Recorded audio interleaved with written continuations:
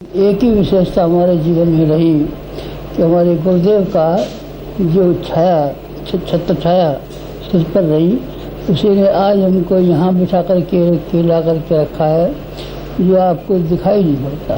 दिखाई कब पड़ेगा? बाद में पड़ेगा, अभी दिखाई पड़ता है नहीं। अभी तो आपको ज्ञान चक्षुओं से दिखाई पड़ सकता है हमारा वास्तविक शरीर। चलिए, जो आप आँख से देख सकते हैं उन्हीं की बात करूँगा आपसे। आपने गायत्री तपोभूमि की बिल्डिंग देखी है? अच्छा, चलिए। आपने युग निर्माण योजना की बिल्डिंग देखी है ना? अच्छा, चलिए। आपने यहाँ हरिद्वार में शांत कुंज देखा है और उसका गायत्री नगर देखा है, और आपने ब्रह्मचर्य देखा है। चलिए, ये इन सब इमारतों की कितनी कीमत होगी? मैं सोचता हूँ कई करोड़ रुपया की कीमत होगी उनकी। जो ये इमारतें बनी हैं, 2400 शक्तिपीठें बनी, उनकी इमारतों में कितना पैसा लगा आप जानते हैं? जानते हैं तो आप जा करके देखिए। भिलाई की शक्तिपीठ में आप चले जाइए, अहमदाबाद की शक्तिपीठ में आप चले जाइए, जूनागढ़ की शक्तिपीठ में आप चले जाइए। एक एक शक्तिपीठ में लाखों लाखों रुपया लगा हुआ है।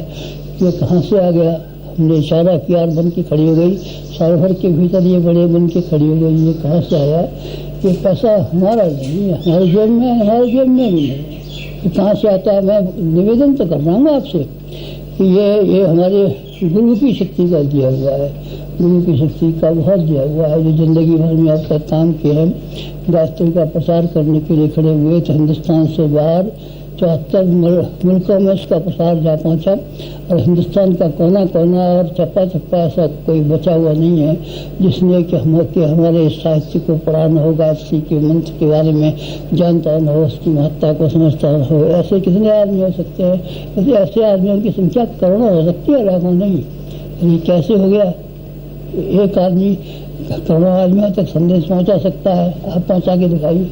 सारे जिंदगी भर में अपने संबंधी, कुटुंबी, रिश्तेदार और मित्रों की संख्या 50-100 तक सीमित होती है हर आदमी की, और हमारी करोड़ों तक सीमित हो गई।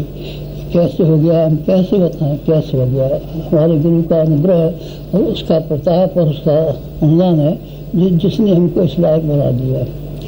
पिता और माता व्यक्ति की सेवा कर सकते हैं, लेकिन गुरु एक ऐसी शक्ति है जो पिता से भी बड़ी है, माता से भी बड़ी है। 100 माताएं और 1000 पिताएं मिलाकर के जितनी संयुक्त शक्ति का भाव बन सकता है, तो वो उतना बड़ा सामर्थ्य है।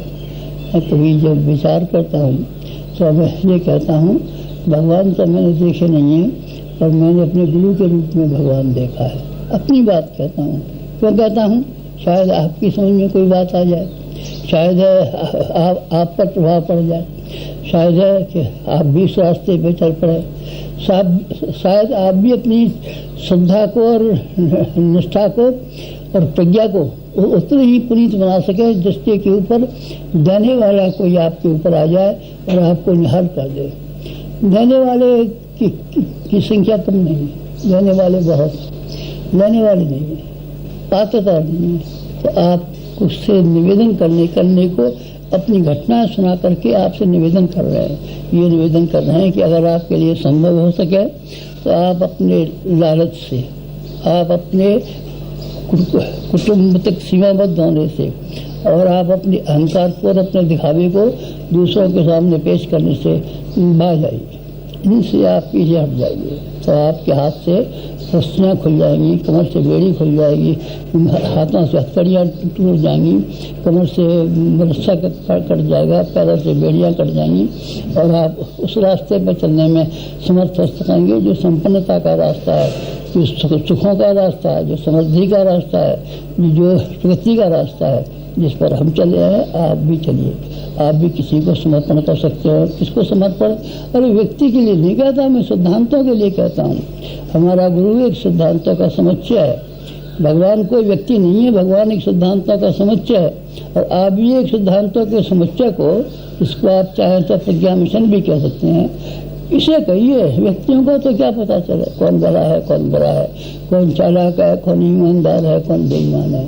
आप उसकी मैं नहीं कहता आपसे, पर मैं ये कहता हूँ ये मिशन, ये भगवान का मिशन है। आप इसके लिए समर्पण का थोड़ा भी अंश इसी प्रकार से कर पाए कि अपना मन सौंप पाए, तन सौंप पाए, बुद्धि सौंप पाए, विचार सौंप पाएँ, समय सौंप पाएँ और अपनी भावना सौंप पाएँ और अपने साधन सौंप पाएँ, तो मैं आपको ज़्यादा कुछ नहीं कहता। बात खत्म करते हुए ये कहता हूँ, आप बहुत नफ़े में रहेंगे। मैं बहुत नफ़े में हूँ, अपने आप से बड़ा पसंद हूँ और अपने आप के भीतर, जवान से तो नहीं कहता घमंड की बात करूँ आपसे, पर अपने भीतर में गर्व भी करता हूँ और संतोष भी अनुभव करता हूँ और बड़प्पन भी अनुभव करता हूँ। आप भी